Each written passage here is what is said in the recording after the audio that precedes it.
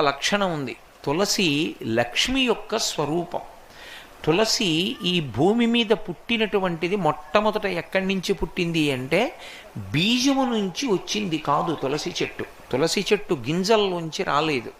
తులసి చెట్టు వృంద అనబడేటటువంటి మహాపతివ్రత యొక్క శరీరము దగ్ధమైనప్పుడు ఏర్పడినటువంటి బూదిలోంచి విత్తనాలు చేశారు బ్రహ్మగారి యొక్క అనుగ్రహం చేత.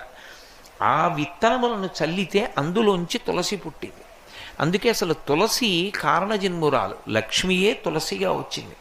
తులసికి ఒక్కదానికే ఒక లక్షణం ఉంది లోకంలో. తులసి సమస్త పాపములను హరిస్తుంది. ఎందుచేత హరిస్తుంది అంటే దాని గురించి పురాణంలో ఒక మాట ఉంది. యన్మూలే సర్వతీర్థాని యన్మధ్యే సర్వదేవతై యదశ్రీ సర్వవేదేషు తులసీత్వం నమామ్యహం అని.